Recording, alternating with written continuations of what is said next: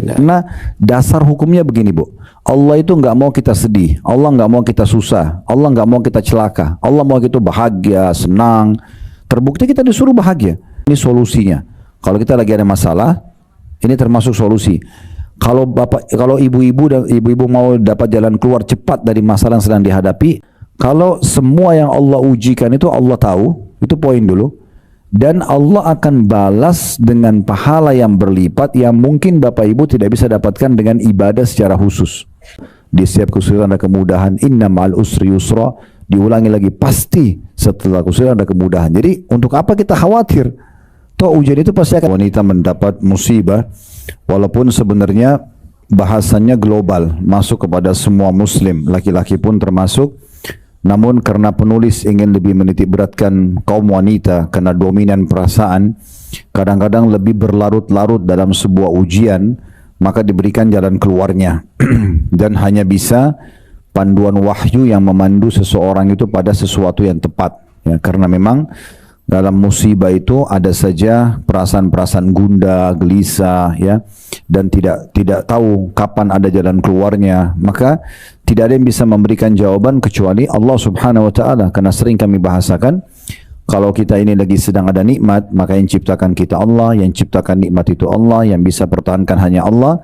Kalau kita sedang diuji, maka kalau kita sedang diuji, yang ciptakan kita Allah, yang ciptakan ujian itu Allah, dan bisa memberikan jalan keluar hanya Allah Subhanahu wa taala saja.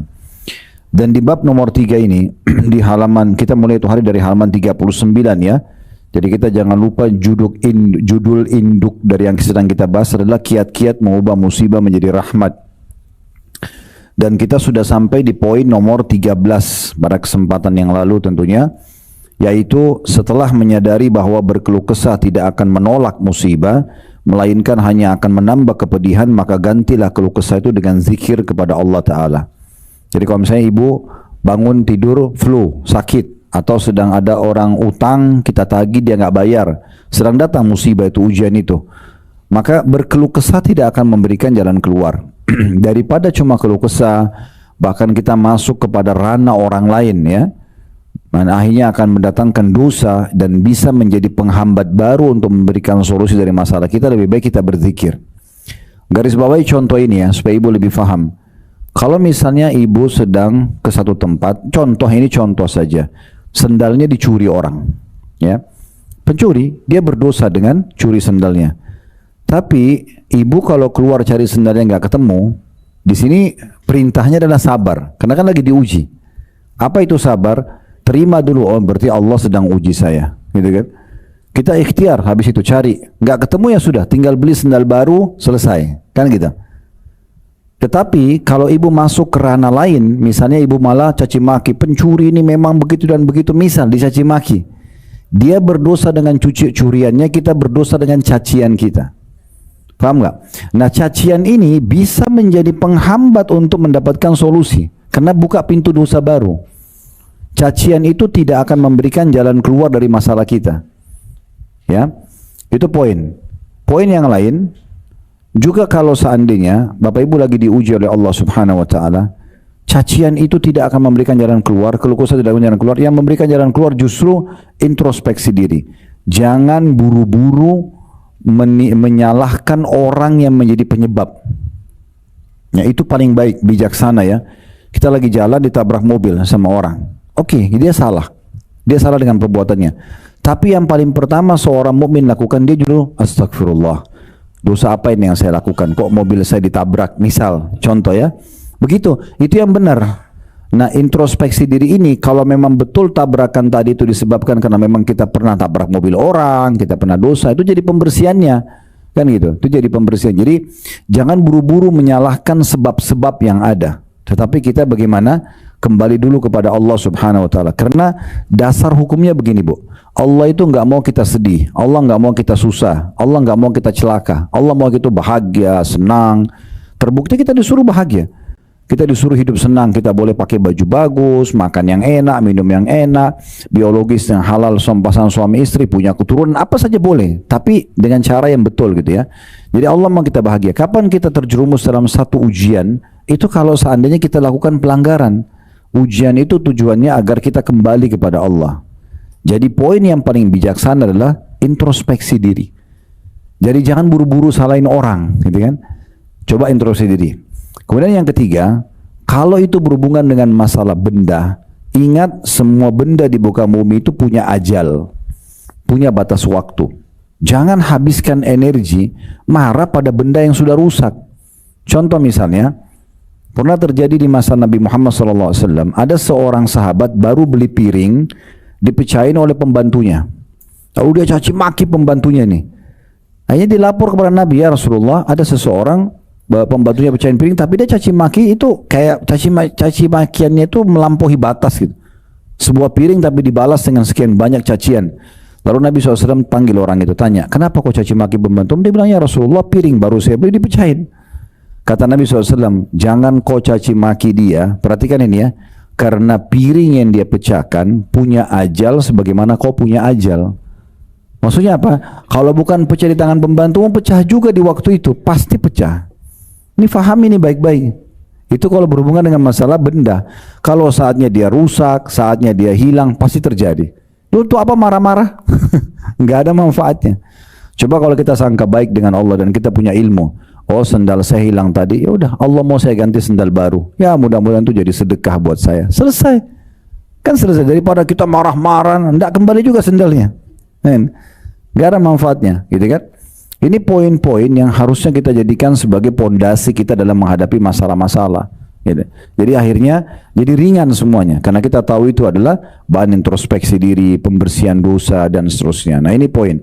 Dan segala sesuatu kalau berhubungan dengan masalah benda pasti dia punya ajal. Ya, itu ada ajalnya. Sendal putus, piring pecah, itu semua ada ajalnya. Semua sebagaimana kita punya ajal, gitu kan? Itu sudah kita jelaskan panjang lebar di poin nomor 13. Saya cuma ingatkan saja agar bagaimana kita betul-betul ya Bapak Ibu sekalian fokus ke masalah ya, solusi dari permasalahan kita dengan cara introspeksi diri, dan daripada kita keluh kesah lebih baik kita berzikir, berdoa, minta jalan keluar, istighfarkah, berdoa minta jalan keluarkah, seperti itu. Terus kemudian juga di situ di halaman 62, ini kita belum masuk ya, kita kan di halaman 63 ya. Di halaman 62 juga ada sebuah hadis, coba lihat di paling bawah. Ini yang saya bilang yang semakin yang lalu, ini solusinya. Kalau kita lagi ada masalah, ini termasuk solusi. Kalau ibu-ibu dan ibu-ibu mau dapat jalan keluar cepat dari masalah yang sedang dihadapi, harus kita sering berdoa di masa kita senggang. Di masa sehat, berdoa supaya Allah jaga kesehatan. Satu waktu kalau sakit itu cepat sekali selesai sakitnya, kan gitu. Itu yang Allah katakan, atau yang Nabi SAW katakan itu, ta'arraf ilallahi fir rakha'i ya'rifka fi syiddah. Kenalilah Allah dikala kamu senang, niscaya dia akan mengenalmu dikala kamu susah. Jadi jangan nanti pada saat kita lagi kepepet baru berdoa. Apalagi menjadikan Allah nomor kesekian. Misalnya lagi sakit nih, seseorang sakit lalu ke dokter A, dokter B, dokter C, sibuk dari dokter ke dokter yang lain, sudah 30 dokter nggak sembuh baru sholat tahajud. Ya, baru umroh dan haji, baru tawaf. Ini keliru. Kenapa nggak dari awal sholat malamnya?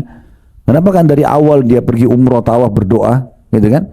Sementara Allah sudah ajarkan kita berdoa itu sebelum aktivitas, sebelum makan, sebelum tidur, sebelum pakai baju, sebelum keluar rumah. Jadi sebelum aktivitas kita berdoa agar kita melibatkan Allah Subhanahu wa taala dalam hidup kita. Nah, seperti itulah.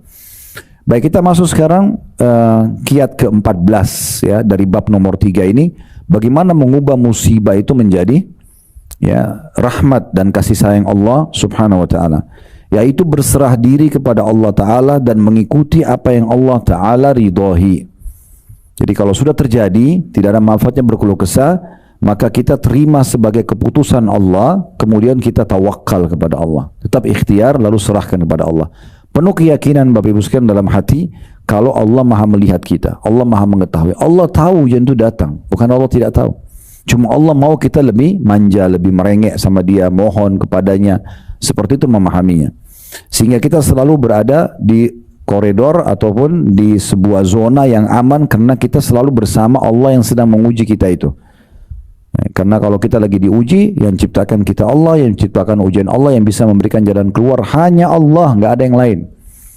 Coba kalau kesahkan sama Allah, Allah akan datangkan solusi dari makhluk sebagai jawaban dari doa kita. Sakit, kita berdoa sama Allah, Allah kasih kita dokter dan resep yang cocok misalnya, gitu kan? Atau kita lagi diuji apa, Allah datangkan teman-teman yang bisa membantu kita memberikan jalan keluar atau kerabat kita. Maka ada saja ide-ide yang sampai sebagai perangkat-perangkat agar kita bisa keluar dari permasalahan kita. Baik, caranya adalah kita memahami kalau kita bertawakal kepada Allah, kalau semua yang Allah ujikan itu Allah tahu, itu poin dulu. Dan Allah akan balas dengan pahala yang berlipat yang mungkin Bapak Ibu tidak bisa dapatkan dengan ibadah secara khusus. Jadi ada pahala yang besar didapatkan justru karena sabarnya kita dalam ujian. Ya. Itu yang disebutkan dalam hadis di situ ya. Kita bacakan dulu di halaman 63 setelah poin nomor 14. Berserah diri kepada Allah Ta'ala dan mengikuti apa yang Allah Ta'ala ridhohi. Musibah dan ujian adalah kehendak Allah Ta'ala dan diridhoinya. Jadi kalau Bapak Ibu kena, itu Allah tahu. Dan Allah memang sengaja datangkan itu. Bisa sebagai teguran, karena kita pernah ada kesalahan, atau pengampunan dosa, kalau kita pernah punya dosa, atau justru diberikan derajat yang tinggi di surga, yang tidak bisa kita jangkau dengan ibadah kita. Kayak misalnya ada satu derajat di surga, kita harus 100 tahun puasa, 100 tahun sholat. Tapi kita umurnya cuma 60. Allah mau kita sampai ke situ, Allah kasih uji penyakit, harus minum obat 5 tahun, 10 tahun, cuma minum obat doang. Udah, tahan lisannya, jangan keluh kesah. Kecuali pada ahlinya ngomong sama dokter, iya. Tapi keluh kesah nggak boleh. Ini keluh kesahkan keputusan Allah kepada kita, kepada makhluk, kita seperti keluhkan Allah sama dia. Ini Allah sakitin saya nih, ini Allah giniin saya. Seakan-akan kita sedang keluhkan Allah, ini keliru. Salah tempat, itu mendatangkan dosa baru. Lebih baik nggak usah. Karena tidak ada juga manfaatnya. Saya pernah jelaskan, kalau kita sampaikan permasalahan kita kepada orang yang mencintai kita, misalnya kedua orang tua kita hanya tambah beban buat mereka. Ya kan? Mereka menjadi sedih, mereka jadi kepikiran, bisa masuk dalam bab durhaka malah. Untuk apa kita sampaikan kepada dia? Kalau kita sampaikan pada teman kita, kalau itu teman baik kita memang suka sayang dan perhatian sama kita, maka juga menyedihkan buat dia. Ya, dia jadi kepikiran permasalahan kita. Kalau dia baru kita kenal, maka bisa jadi musuh. Ini bahaya. Dia kayak punya satu senjata yang bisa menyerang kita setiap saat. Bahkan tidak ada manfaatnya sampaikan kepada makhluk. Saya sudah bilang, cuma kembali kepada ahlinya saja. Sakit sama dokter, itu pun konsultasi, bukan curhat. Berapa kali kita sampaikan itu ya? Dok, kepala saya sakit sudah 3 hari, apa obatnya? Itu konsultasi. Kalau dok, saya cerita dulu ya dok, dari minggu lalu saya begini-begini, oh panjang ceritanya. Sama dokternya diusir keluar ini, karena curhatnya saya sudah hampir 1 jam. Man. Jadi salah gitu ya. Sama dengan kalau masalah agama sama Ustadz. Ustadz, masalahnya ada begini, hukumnya seperti apa, selesai. Jadi nggak usah panjang lebar. Ada beberapa jemaah kirim surat di kantor, suratnya itu untuk dibaca saja mungkin butuh setengah jam. Jadi 5-6 lembar, panjang tulisannya kecil-kecil. Ujungnya kadang-kadang itu nanya, suami saya ucapin kalimat tolak secara emosi, jatuh nggak? Kenapa nggak ini aja? Kenapa harus cerita menikah dari 10 tahun yang lalu baik-baik saja? Ini nggak diperlukan oleh ustadznya. Yang dia perlu masalah apa? Masalah yang Anda hadapi apa? Solusinya dari kami seperti ini, kan gitu aja. Nah terus gimana curhatnya Ustaz? Saya kan juga mau tuangkan hanya kepada pemilik alam semesta ini, kepada Allah. Wudu, sholat, udah cerita deh sama Allah, nggak apa-apa. Ya Allah, engkau uji aku begini, ya Allah berikan kekuatan, berikan solusinya, gitu-gitu. Kita sampaikan begitu, itu yang paling tepat. Itu yang paling tepat. Baik, kita dengarkan bagaimana hadis yang disampaikan oleh baginda Nabi SAW. Dalam hadis ada footnote nomor 43 di bawah Sahihul Jami' ya. Yang disebutkan di sini adalah, maksudnya ditulis oleh Syekh Albani nomor 2110 ya. Bunyi hadisnya, kata Nabi SAW, inna 'idhamal jazai ma'idhamil bala'i wa inna allaha idha ahabba qawman ibtalahum faman radhiya falahu ridha wa man sakhita falahu sakhat. Ya. Artinya sesungguhnya besar kecilnya balasan tergantung besar kecilnya ujian. Jadi orang flu dia sabar, beda pahalanya dengan orang flu demam sabar ya. Beda pahalanya dengan orang flu demam rematik sabar, beda. Makin besar ujiannya makin besar pahalanya. Makin besar ujian, makin besar pahalanya. Jadi fahami ini ya, kalau ternyata pahala itu akan diberikan terus gitu kan, dan makin berat berarti makin besar pahalanya. Seperti itu gambarannya. Lalu dikatakan, sesungguhnya kata Nabi SAW, apabila Allah mencintai satu kaum, maka dia akan menguji mereka. Bagaimana kita memahami, Bapak Ibu sekalian, ujian itu sebagai rasa cinta Allah? Ulama memberikan gambaran begini. Kalau yang pertama poinnya, kalau tidak ada ujian, dipastikan teman-teman sekarang kita akan jauh dari Allah. Misalnya semua mulus-mulus saja, nggak ada ujiannya, maka kita akan jauh dari Allah, akan lalai orang. Ya kan? Kalau tiap hari kita nggak pernah lapar, nggak pernah haus, nggak pernah ngantuk, nggak pernah sakit, kita kayak nggak butuh sama Tuhan. Ya nggak? Tapi kalau kita lapar, kita haus, kita sakit, kita juga diganggu orang, itu kita jadi tahu kita punya Tuhan, kita jadi kembali kepada Allah. Itu hikmah terbesar daripada ujian itu sendiri. Karena kita jadi kembali kepada Allah Subhanahu wa taala. Yang kedua, hikmah daripada ujian tersebut, kita jadi punya rem. Kita nggak terus-menerus gas dalam kehidupan ini, kan itu. Karena dengan ada ujian, kita jadi ngerem diri kita sedikit, ya. Oh ternyata harus begini, oh ternyata harus begini. Sekarang kita punya perusahaan maju nih, semuanya maju, modal halal segala macam. Ada saja tuh pegawai kadang-kadang yang nakal kan. Padahal sudah bagus, kita cari mungkin CV-nya pertama bagus banget gitu kan. Tapi ternyata dia melakukan kecurangan. Sebagai rem itu sebenarnya, tetap harus hati-hati loh ya. Akan ada orang begini, jangan cuma dari penampilannya, jangan cuma ini. Nah hati-hati, jadi pelajaran, itu pengalaman hidup yang luar biasa. Sehingga yang kita dahulukan adalah kualitasnya, dan kita tidak boleh memberikan toleransi kalau orang melakukan kesalahan biar kena hukuman, jadi dia tahu ganjarannya. Contoh, kita jadi meningkat level pengetahuannya. Itu kan hikmah besar sekali ya. Ini tidak mungkin kalau nggak ada ujian. Dan itu. Yang ketiga, kita meringkas umur kita di atas ketaatan.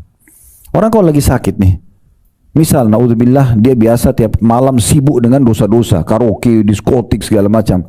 Terus dia lagi sakit, berhenti nggak itu dosanya? Jadi ujian itu kalau datang itu memberhentikan dia dari dosanya itu.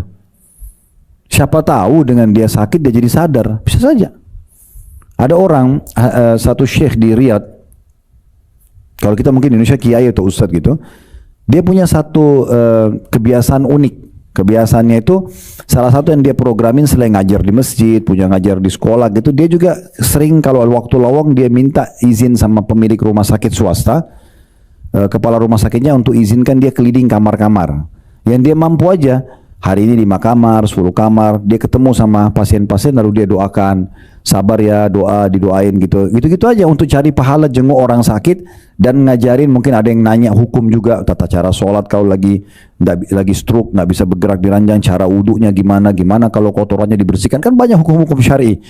Itu aja kerjanya. Satu waktu dia masuk ke satu kamar, dia bilang saya belum pernah lihat ada pasien sesakit orang ini sebenarnya. Anak muda, masih sekitar 20-22 tahun umurnya, itu kakinya sudah patah dan sudah sekian tahun dia nggak bisa gerakin, digantung kakinya, gitu kan. Terus saya bilang menurut dia hari itu orang yang paling parah sebenarnya orang ini. Terus saya bilang sabarlah segala macam gitu. Tapi jawaban anak muda ini beda sama pasien yang lain. Dia bilang Syekh ini kalau kita tadi Ustaz atau Kiai ya, Syekh saya justru bersyukur Allah uji begini. Kata anak muda itu. Dia bilang tidak ada pasien yang bilang begini, baru dia. Terus saya penasaran, saya tanya kenapa kau bilang itu? Dia bilang perlu anda ketahui, ini terjadi sudah 2 tahunan dia digantung kakinya begitu dan belum sembuh-sembuh. Dan dia bilang sebelumnya saya dari keluarga kaya, orang tua saya kaya, semua dikasih fasilitas segala macam, mobil punya saya sendiri, rumah besar. Saya dulu nggak pernah sholat, nggak pernah kenal Allah, pokoknya kerjanya cuma ugal-ugalan, balap-balap sana sini seperti anak-anak yang jauh dari agama. Dia bilang satu waktu Allah SWT uji saya, tabrakan, patahlah kaki saya ini. Waktu awal saya nggak bisa terima, marah-marah sendiri, nangis-nangis, pokoknya gak mau tahu, marah-marah sama orang tua saya, suruh obatin bagaimanapun supaya sembuh. Tapi Allah belum izinkan. Tak bisa, dokter terbaik dipanggil, rumah sakit ini yang terbaik juga diobatin, segala macam operasi dilakukan, tapi tidak bisa. Akhirnya mau gak mau saya harus terima. Setelah sebulan berjalan, saya gak bisa lagi, sudah habis air mata, udah habis teriakan, udah gak ada solusi lain, udah harus terima, mau gak mau. Di saat itu justru, di saat saya sampai di titik nol dari saya sudah merasa saya lemah, lalu kemudian saya mulai introspeksi diri. Kayaknya ada yang salah deh ini, gitu kan? Dia bilang mulailah saya dengar ceramah-ceramah dari para ulama, nasihat-nasihat tentang sabar. Lalu mulai saya perbaikin diri saya. Dan perlu anda ketahui Syekh, kenapa saya bersyukur? Karena selama 2 tahun saya di sini, mulai saya bisa sholat walaupun saya di atas ranjang. Saya sekarang saya sampaikan berita gembira, saya sudah hafal 30 juz Al-Quran. Dan cara saya menghafal dari TV, dia bilang. Dengerin tilawah boleh saya ulangin. Karena banyak waktu. Orang kalau diuji ini kan banyak waktu dia. Banyak waktu. Nah, dia bilang saya 2 tahun ini saya hafal 30 juz. Mungkin kalau dulu Allah tidak uji saya tidak kena, tidak bisa. Saya gak lakukan itu. Jadi hikmahnya besar sekali. Orang teringkas dari kemaksiatan bahkan bisa lebih rajin beribadah. Kadang-kadang kalau hujan lagi datang Bapak Ibu sekalian, kita bisa netesin air mata, tidak bisa kita netesin kalau lagi ada nikmat. Ya. Kita lagi sehat nih, makanan lagi banyak, lagi sehat, segala macam melimpah. Mau nangis susah sama Allah. Tapi kalau kita lagi ada ujian, mudah sekali kita mewek sama Allah, nangis. Ya Allah, tolong saya, ya Allah mudahkan. Kan gitu. Itu mahal sekali tuh, netesin air mata tuh. Karena kata Nabi SAW, ya 3 mata atau 2 mata yang tidak akan disentuh oleh api neraka. Mata yang berjaga-jaga di malam hari, di medan perang, dan mata yang menangis karena Allah. Itu mahal banget itu. Berarti kan diharamkan dari api neraka dan bisa didapatkan hanya dengan ujian. Jadi jangan selalu bersangka buruk dengan ujian itu. Ujian itu di sini dikatakan kalau Allah mencintai seorang hamba, maka dia akan mengujinya dengan berbagai macam hikmah yang terjadi. Pelipat gandaan pahala tadi ya, menyadarkan kalau dia punya Tuhan, kemudian juga akan meringkas umurnya di atas ketaatan. Banyak sekali hal-hal yang bisa kita dapatkan dari hal tersebut. Lalu dikatakan, dan di sini barang siapa yang ridho terima keputusan itu, sakit kah, gangguan orang kah, fitnah, uangnya belum dibayar kah, ujian-ujian datang gitu ya, dia bisa terima ujian tersebut, maka ia akan mendapatkan keridhaan Allah. Karena dia seakan-akan Allah lagi uji, ya saya terima, nggak apa-apa, gitu kan? Seperti kalau kita ujian di kelas, dulu mau naik kelas, guru kasih pertanyaan apapun harus terima, nggak mau terima ya nggak lulus. Nah orang yang belajar betul dan kemudian dia bisa menjawab dengan benar naik kelas. Nah seperti itulah. Dia nggak mungkin protes gurunya, kenapa soalnya susah. Nggak ada. Gurunya nggak peduli. Contohnya itu manusia. Begitu juga dengan Allah Subhanahu Wa Taala. Tanpa menyamakan Allah dengan makhluknya. Jadi kalau ujian Allah datang, lalu kita dengan lapang dada bisa menerimanya. Oh ini Allah lagi uji saya. Saya sering kasih contoh dari awal kita bahas bab musibah ini ya. Ibu tidur bangun flu. Tadi malam sehat. Nggak ada apa-apa. Cuaca juga lagi kayak sekarang lah, bukan musim dingin, bukan musim hujan ya. Terus kita bangun sudah flu. Maka yang benar adalah, oh Allah lagi uji saya. Udah. Lalu kita coba ingat, saya selama ini kayaknya sudah setahun nggak pernah flu deh. 365 hari. Paling Allah uji flu seminggu kan gitu. Udah oke, kita terima dulu, terima keputusan Allah. Jangan keluh kesah, apalagi keluhkan kepada makhluk, kecuali tadi saya bilang konsultasi untuk kesembuhan dan pada ahlinya. Kemudian nikmati prosesnya. Udah, mulai minum obat, konsultasi dokter, minum teh hangat, gitu-gitu ya, istirahat yang cukup. Udah selesai. Nah kita akan maksimal mendapatkan pahalanya gitu. Ingat selalu statement Umar bin Khattab radhiyallahu anhu, ini sudah sering juga saya ulangi.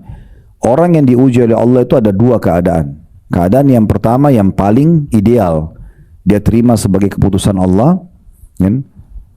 Maka dengan otomatis dia dapat pahala, kemudian dia mudah melaluinya, dan dia akan dapat jalan keluarnya. Ujian apapun akan begini, dia akan mendapatkan pahala karena dia tidak menolak keputusannya Allah. Ya. Mirip kita kalau kerja di satu kantor itu kasih peraturan kita terima saja, ya sudah jadi pegawai ideal pasti. Nah, dia ikutin saja gitu kan. Dikasih jobnya ini, dikasih kursinya itu, segala macam. Oke ini kita pakai aja. Maka itu pasti akan ideal gitu. Karena dia jalan dengan peraturan yang ada. Maka dia akan mendapat pahala, dia mudah melaluinya. Karena dia tahu ini sebagai ujian. Kemudian dia juga dapat jalan keluarnya. Itu keadaan pertama yang ideal. Keadaan yang kedua ini yang buruk. Dia nggak bisa terima. Maka dia berdosa karena menolak keputusan Allah. Kemudian yang kedua, dia sulit melaluinya karena penuh dengan keluh kesah. Semuanya hal disalahkan. Dirinya sendiri disalahkan, pasangannya disalahkan, anak mungkin disalahkan, AC disalahkan, apa saja disalahkan semuanya. Dan dia tidak akan temukan jalan keluarnya. Jadi keputusannya orang kalau lagi diuji tidak ada kecuali memang menerimanya. Dan dikatakan dalam hadis ini, kalau dia bisa menerima, baginya keridhaan Allah. Allah akan berikan dia jalan keluar, Allah akan mudahkan perangkat-perangkat untuk dia bisa mendapatkan jalan keluar. Nah seperti itulah. Dan selanjutnya, barang siapa yang marah dengan takdir Allah itu, kok bisa sih saya begini, kenapa bisa begini, keluh kesah semuanya, maka ia akan mendapatkan murka Allah. Apalagi kalau dia keluh kesahkan Tuhannya kepada makhluk, kan gitu. Maka Allah tidak ingin dikeluh kesahkan kepada makhluknya. Tapi kita bagaimana justru introspeksi diri dan kembali kepada Allah subhanahu wa ta'ala. Nah ini pesan yang terpenting dari poin nomor 14 ini. Bagaimana kita mencari ridho Allah dengan cara menerima keputusan Allah tersebut, tapi tetap ikhtiar. Berdoa, kemudian berobat misalnya ke dokter tadi, atau kalau utang ditagih dan seterusnya. Lalu dia katakan selanjutnya setelah hadis, apabila anda telah mengetahui bahwa ujian itu dikehendaki Allah Ta'ala dan ridhoinya, maka sudah sepatutnya untuk berserah diri kepada kemauan Allah Ta'ala, menerima segala yang dia kehendaki dan dia ridhoi. Jadi di poin ini juga perlu garis bawahi ya, bukan berarti hanya ibu sendirian atau kita sendirian diuji sama Allah. Semua manusia melalui sama ujian. Semua kita pasti pernah sakit kepala, sakit gigi, ya, keseleo, susah tidur. Semua orang lalui itu. Kalau kita sendiri di dunia ini mungkin wajar kita mengeluh kesah. Ini semua orang lalui. Beruntunglah orang yang faham itu adalah bentuk kasih sayangnya Allah, supaya bisa mengerem tadi dari dosa, bisa membuat kita memangkas umur kita di atas ketaatan, berlipat gandakan pahala. Kenapa nggak terima? Ingat juga yang saya sampaikan di awal kita bahas bab musibah ini, kita harus memiliki dua sayap yang kita gunakan untuk melalui kehidupan ini. Satu sayap adalah syukur kalau ada nikmat, satu sayap sabar kalau ada ujian. Ini wajib berimbang. Gak bisa Bapak Ibu sekalian kita punya nikmat terima kasih sama Allah, bersyukur. Tapi kalau ujian kita keluh kesah itu gak bisa. Ibarat pesawat itu cuma satu sayap, gak mungkin stabil. Gak bisa juga kita kalau lagi diuji sabar, miskin susah sabar. Begitu Allah bukan rezeki kufur kepada Allah, maka itu juga tidak bisa. Maka ini dua sayap kehidupan yang harus berimbang. Ini sesuai jalan dengan hadis Nabi SAW, ajaban di amri mu'min wa la yakunu dzalika illa li mu'min. Sungguh mengagumkan perkara orang beriman dan itu tidak dimiliki kecuali oleh orang beriman saja. Ya, in asabahu sarra syakar, kalau diberikan nikmat dia bersyukur, wa in asabahu dharra sabar, kalau diberikan ujian dia bersabar. Memang begitu konsepnya. Syukur nikmat, sabar ujian. Dan ingat, mengeluh kesahkan ujian yang sedang ada berarti sedang mengeluhkan Allah pada makhluk, nggak cocok, nggak pas. Ya. Dan keluh kesah tadi di poin sebelumnya, di poin nomor 13, tidak akan memberikan solusi. Nggak ada solusinya itu. Ya. Ini dimaksudkan di sini. Jadi kembali kita katakan di sini, apabila anda telah mengetahui bahwa ujian itu dikehendaki Allah Ta'ala dan ridhoinya, maka sudah sepatutnya untuk berserah diri kepada kemauan Allah Ta'ala, menerima segala yang dia kehendaki dan dia ridhoi. Manusia terbaik Nabi Muhammad SAW juga diuji. Nabi juga sakit, Nabi juga meninggal istrinya, meninggal orang tuanya, meninggal anaknya. Sudah jadi raja dan Nabi, jujur, tidak ada orang yang paling jujur dari Nabi. Ya. Nabi Muhammad SAW itu diberikan julukan di Mekah, itu adalah as-sadiqul amin. As-sadiq itu yang terpercaya, amin itu yang jujur dan terpercaya. Ini dua julukan sekaligus. Ada orang mengatakan itu orang jujur, belum tentu dipercaya selamanya. Kalau ini dimaksudkan jujur dan terpercaya, maksudnya selamanya orang ini selalu jujur dalam hidupnya. Karena dikatakan Nabi SAW tidak pernah bohong sekalipun, gitu kan? Walaupun itu pahit, beliau tidak pernah berbohong, dan juga beliau selalu amanah kalau dititipkan apa-apa. Apa saja beliau selalu jalankan. Tapi sudah begitu, terus jadi Nabi, kemudian sempurna secara fisik, punya kerajaan di Madinah, masih disakiti oleh orang munafik. Masih disakiti. Masih dikatakan Nabi itu membebankan orang, Nabi itu ngarang-ngarang wahyu. Oh, banyak sekali hal-hal. Tapi beliau bersabar. Beliau bersabar. Karena beliau tahu dengan ini justru menambah derajat saya di surga, menambah pahala ekstra. Tadi disebutkan hadisnya ya, sesungguhnya besarnya kadar pahala sesuai dengan besarnya kadar ujian. Ya. Makin berat maka makin besar pahalanya. Paragraf terakhir di poin 14, barang siapa yang mengaku cinta kepada kekasihnya akan tetapi ia marah terhadap kehendak dan kemauan kekasihnya, maka ia telah membohongi dirinya sendiri dan membuat murka kekasihnya. Ini maksudnya dikasih contoh. Kalau sama manusia saja, suami istri misalnya saling cinta tetapi ada keputusan yang diinginkan dan itu tidak berat sebenarnya. Kemudian dia tidak mau terima, maka dia bohongi dirinya sendiri. Berarti dia tidak cinta. Nah, apalagi kalau sama Allah yang memang menciptakan kita, ya. Coba lebih peka deh. Apapun masalah kita sekecil apapun, coba langsung keluhkan kepada Allah. Apa saja, minta langsung kepada Allah solusinya. Lihat bagaimana mudahnya permasalahan itu kita lalui. Dan usahakan minta kepada Allah Subhanahu wa taala ini apa saja. Walaupun hal kecil. Ini saya pernah kasih contoh, ibu mau belanja di mall. Minta, berdoa apa susahnya? Ya Allah mudahin parkiran buat saya. Susahnya apa? Berdoa. Doa itu ibadah.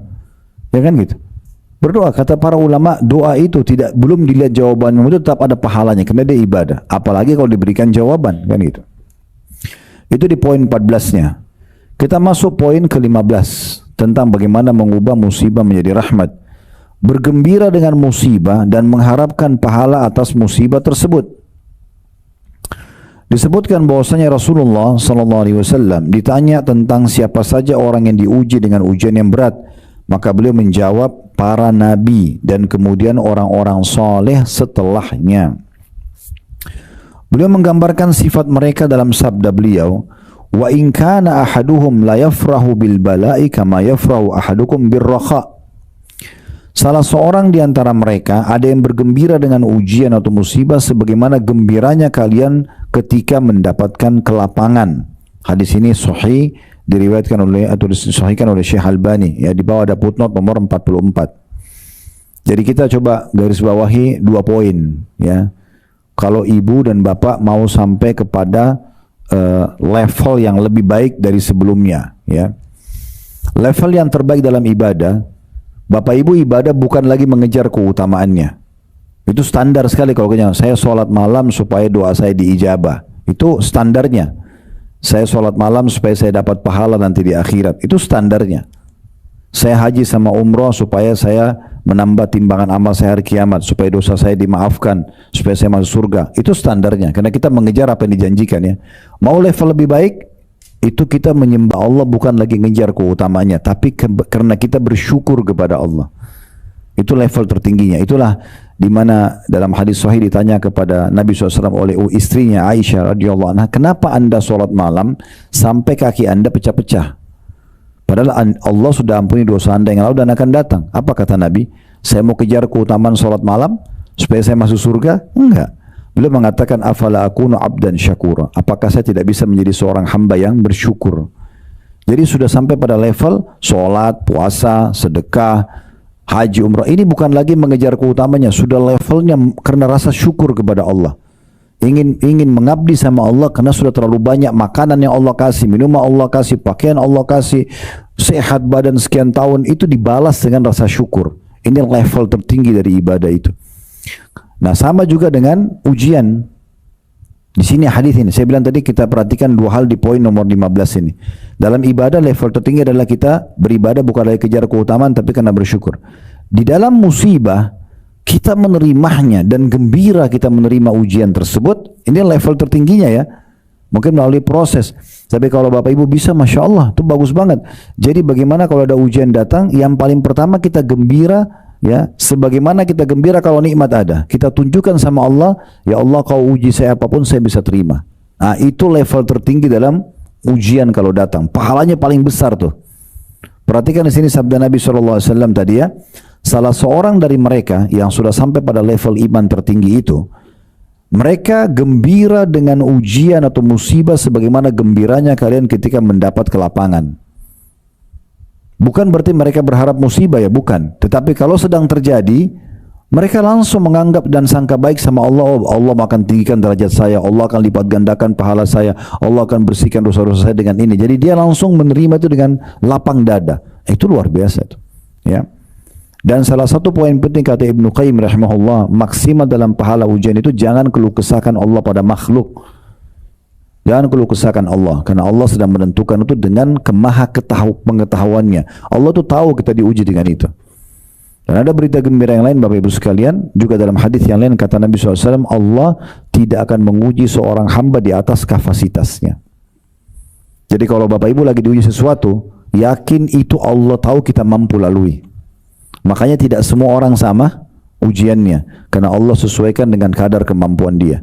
Ada orang itu mungkin kita sulit sekali kalau seperti dia, udah hidupnya susah, badannya sakit sampai sekian tahun gitu kan, harus jual gorengan sana sini, sendalnya itu aja, bajunya itu mungkin kalau kita di situ kita susah sekali, kan gitu. Tapi ada juga orang yang diuji beda, masing-masing sesuai dengan levelnya, ya, tergantung. Tapi itu juga akan dibalas sesuai dengan kadar besar pahala dari besarnya ujian tersebut, ya. Jadi kita diuji oleh Allah sesuai dengan kadar kemampuan kita. Tinggal kita penuh keyakinan Allah menguji kita, Allah tahu ujian tersebut dan Allah memang pastikan ini kita mampu melaluinya. Tinggal kita bagaimana bersabar dengan menerimanya. Apalagi kita lapang dada, ya Allah lagi uji saya. Toh fa inna ma'al usri yusra, di setiap kesulitan ada kemudahan. Inna ma'al usri yusra, diulangi lagi, pasti setelah kesulitan ada kemudahan. Jadi untuk apa kita khawatir? Toh ujian itu pasti akan berlalu. Tinggal beruntunglah orang yang bisa menerima keputusan tersebut. Ini yang dimaksudkan.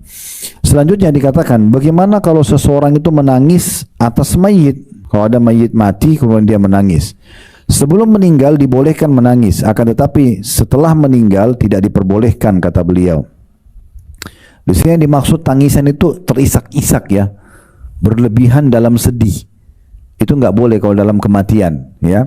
Tapi kalau cuma netesin air mata, merasa kehilangan tuh tidak apa-apa. Tapi kalau sampai niyaha namanya, ya, meratap, ya, sampai meratap kayak pukul badan, jambak rambutnya, gitu, terus teriak-teriak, itu nggak boleh. Ya itu dilarang, itu bahkan bagian daripada dosa besar, ya. Nah di sini, kalau sebelum meninggal lagi sakit, kita merasa sedih karena dia sakit, kita berharap Allah sembuhkan, kita menangis dalam doa, tidak masalah. Kalau dia meninggal pun, kita tetesin air mata hanya sebagai bentuk sedih saja biasa karena kehilangan dia, tapi tidak boleh berlebihan, itu boleh. Karena Nabi SAW pernah meneteskan air mata pada saat Ibrahim, anaknya laki-laki, meninggal dunia. Kemudian para sahabat tanya, ya Rasulullah, apakah anda juga nangis? Kata Nabi SAW, iya, ini rahmat Allah yang Allah masukkan ke dalam hati hamba-hambanya. Tapi saya tidak mengucapkan kecuali yang Tuhan atau Allah ridhohi. Makanya beliau menghadap ke jenazahnya anaknya Ibrahim sambil mengatakan, wahai Ibrahim, kami sedih berpisah denganmu, tapi lisan kami tidak akan mengucapkan kecuali yang Tuhan kami ridho. Bagaimana caranya Ustaz? Kita kehilangan orang yang kita cintai tapi kita bisa menerima. Yakini poin ini. Orang mati itu, Bapak Ibu sekalian, tidak hilang, cuma pindah alam justru kepada kehidupan abadi. Itulah kehidupan akhirat. Dan kita tidak bisa menuju ke surga kita, tempat abadi, dan melihat semua hasil amal kita, sholat, majelis ilmu begini, haji dan umroh, sedekah, nggak bisa kita lihat kecuali mati dulu. Baru kita lihat. Jadi mati itu bukan akhir segalanya.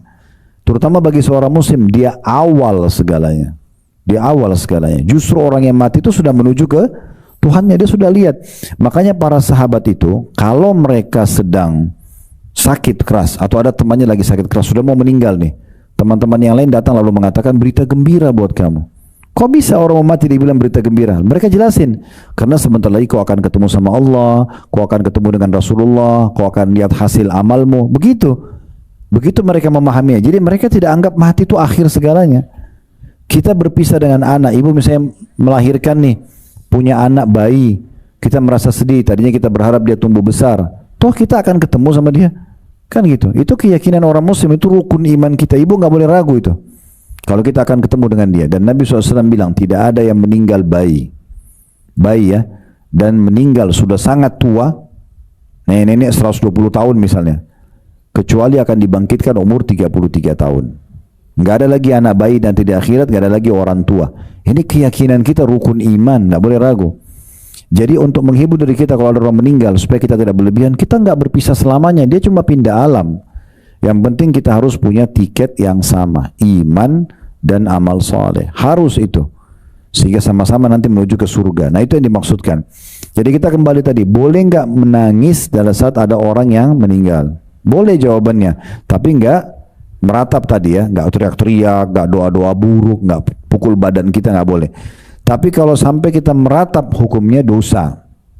Nggak boleh, karena seperti orang yang menolak takdir Allah subhanahu wa ta'ala.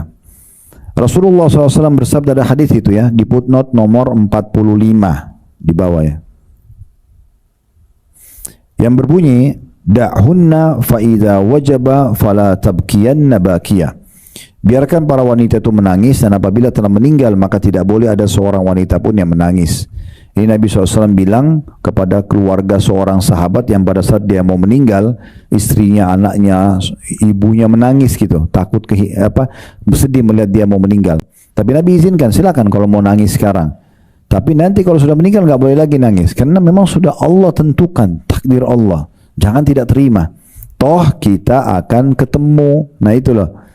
Tidak mungkin kita nanti menuju ke surga yang abadi, kehidupan yang sebenarnya, itu kecuali melalui proses kematian. Dan orang kalau faham ini Bapak Ibu sekalian, dia tidak akan pernah takut dengan mati. Makanya Bilal waktu ditanya radhiyallahu anhu bagaimana menurut anda dengan kematian, beliau mengatakan marhaban bil maut. Selamat datang kematian. Toh habis mati saya akan menuju ke surga saya. Ketemu sama orang-orang yang memang saya cintai juga, kan gitu, selesai. Konsepnya sederhana kok. Kemudian juga Rasulullah SAW bersabda di dalam hadis yang lain di halaman 66 ya. Hadis riwayat Bukhari Muslim, innal mayyita la yu'adzabu bi bukai ahlihi alaihi. Sesungguhnya mayit itu benar-benar disiksa dengan sebab tangisan keluarganya atasnya. Jadi kalau kita meratap-ratap justru si mayit yang terganggu. Jadi kita tidak boleh justru menyebabkan mereka disiksa karena tangisan kita, enggak usah. Ya. Seperti itulah. Jadi kita ambil ibrah dan pelajaran, ibu-ibu sekalian, kalau ada orang mati, maka kita ambil pelajaran. Sederhana, hukum syar'i menyuruh kita sabar untuk kita, ya sudah kita sabar, kita sedang ditinggal.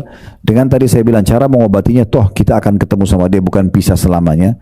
Tapi nanti yang penting tiketnya iman dalam masalah sama-sama. Yang kedua, mumpung kita masih hidup dan sudah meninggal, berarti kita masih punya kesempatan untuk menambah amal. Ya sudah kita sibuk dengan amal untuk menambah sampai ajal kita datang, toh kita juga semua akan meninggal.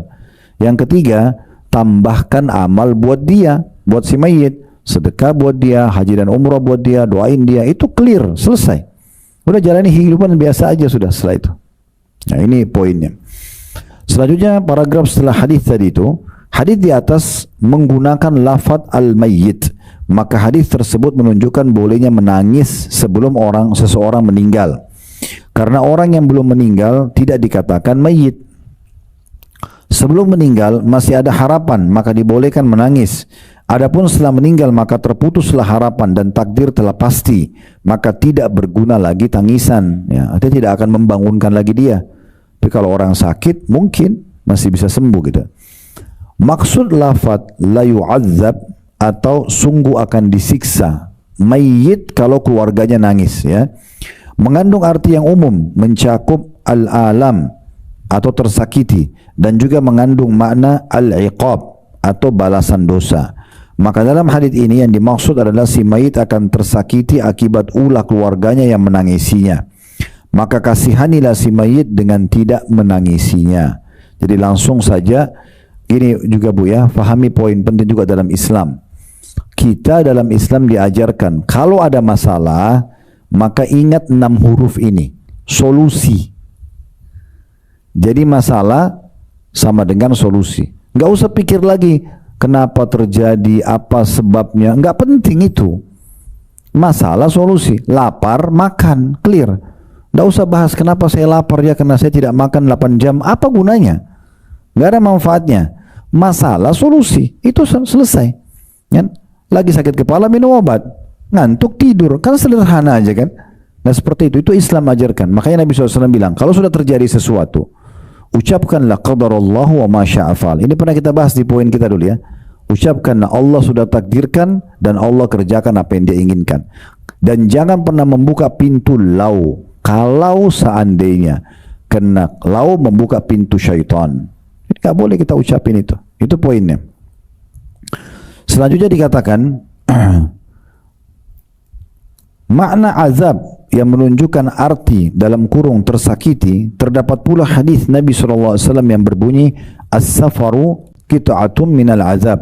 Safar atau bepergian itu sepotong azab. Artinya dalam perjalanan itu biasanya seseorang akan mengalami hal-hal yang menyakitkan seperti lelah, haus, lapar, rindu keluarga dan lain-lain. Semua itu membuat badan tersakiti dan hatinya pedih. Bukan berarti bahwa perjalanan itu siksaan dari Allah Ta'ala atas dosa seseorang. Pernah dengar hadis ini ya? Safar itu adalah bagian daripada azab, atau ada bagian daripada azab. Biasanya ada orang tidak mau safar karena dia pikir, oh berarti kalau safar itu pasti akan disiksa. Bukan itu. Makna di sini azab adalah orang kalau safar ada saja rasa letih, lelah, ya mungkin dia rindu keluarganya, dia berharap segera pulang dan segala macam. Itu yang dimaksud dengan hadis ini, bukan safarnya sendiri. Larangan menangis setelah mayit meninggal bisa juga atau bisa jadi apabila tangisan tersebut disertai ratapan dan hati yang marah terhadap takdir Allah maksudnya ya. Sebagaimana dalam lafaz lainnya diriwayatkan bahwa Rasulullah SAW bersabda, "Man niha alaihi yu'adzabu bima niha alaihi." Barang siapa yang diratapi kematiannya, maka ia akan disiksa dengan sebab ratapan tersebut terhadapnya. Hadis riwayat Bukhari dan juga Muslim. Dan dalam riwayat Imam Muslim, "Man niha alaihi fa innahu yu'adzabu bima niha alaihi yaumal qiyamah."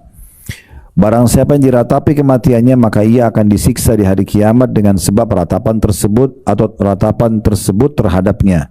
Hadis riwayat Muslim. Namun apabila hanya tangisan kasih sayang atau hanya keluar air mata, maka diperbolehkan dengan dalil hadis Jabir bin Abdullah radhiyallahu anhuma. Jabir dan Abdullah dua-dua sahabat kita bilang radhiyallahu anhuma, ia berkata, "Bapakku gugur di perang Uhud. Aku menyingkapkan kain dari wajahnya dan aku menangis. Mereka melarangku menangis, tapi Rasulullah SAW tidak melarangku. Lalu bibiku Fatimah menangis, maka Nabi SAW mengatakan, tabkina aw la tabkin ma zalatil malaikatu tudhilluhu bi ajnihatiha hatta rafa'tumuh." Engkau wahai Fatimah, ya, ini adalah tantenya Jabir, saudarinya Abdullah yang meninggal mati syahid di perang Uhud. Waktu Fatimah ini menangisi kakaknya yang meninggal, Nabi SAW mengatakan, "Wahai Fatimah, engkau menangis atau tidak menangis, maka malaikat senantiasa menaunginya dengan sayap-sayapnya hingga mengangkatnya." Diriwayatkan oleh Bukhari. Maksudnya adalah, kau nangis tidak nangis, tetap dia bahagia karena dia mati syahid. Lalu untuk apa kamu menangis? Gitu. Apa manfaatnya? Juga tangisanmu tidak bisa membuat dia hidup lagi. Jadi lebih baik terima keputusan Allah, selesai, gitu kan?